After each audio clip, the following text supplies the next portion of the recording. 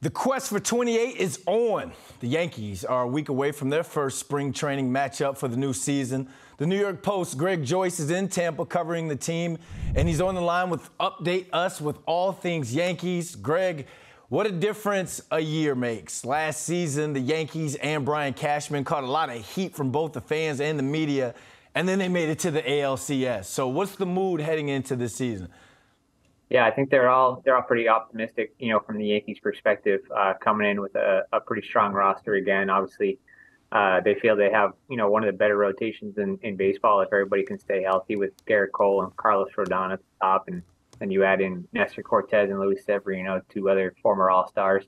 Obviously, bringing back Aaron Judge was huge for their offseason, so he's back in the fold, and they'll have some competitions this spring at shortstop and left field. They're hoping to, I think it would be in a best case scenario if one of the kids, Oswald Peraza or Anthony Volpe wins the shortstop job, and then left field we'll see. I mean, Aaron Hicks, they're hoping for a bounce back season from him, but DJ LeMahieu is said to be back healthy, which he missed the playoffs last year, and that was a big loss for them. So obviously if everybody can stay healthy, they feel like they like where they are. You mentioned the bullpen, you mentioned staying healthy, and Nestor Cortez. He had to pull out of the World Baseball Classic the other day, but it looks like he's returned from injury a lot sooner than what people thought. So what's the update on his status?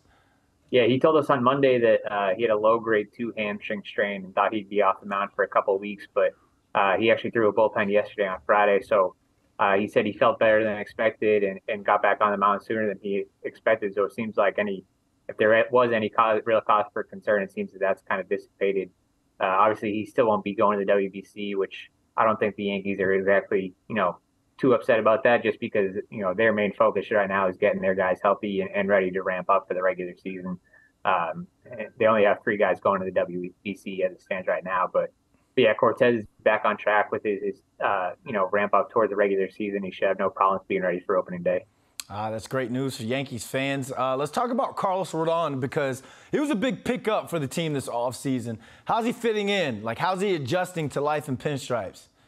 Yeah, I mean, it's his third different team in as many years, but he seems like he's fitting pretty well. He got down here 2 weeks early, had been, thrown at the complex up until then, and now, he's kind of fitting in with his new teammates and everything. He's talked about, Garrett Cole called him during the off season. They talked a lot about, stuff about off the field, what to expect. And now that they're, in the same clubhouse together, their lockers are right next to each other. So, starting that relationship in full. Seems like it'll be good for those guys to kind of compete against each other from start to start, trying to elevate each other's game. Rodon threw his first live batting practice session here yesterday, and you saw some of that edge, that competitive fire, and then also the really quality stuff that was the reason the Yankees gave him $162 million. So they think he's going to fit in really well, and it seems like he's getting his feet wet here. But he talked about how excited he is to kind of get this journey started. So I think both sides are really happy with it so far.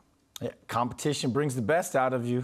Greg, it's 40-something degrees up here in New York. Enjoy Tampa and that warm weather, and thanks for joining us. Thanks, Brandon.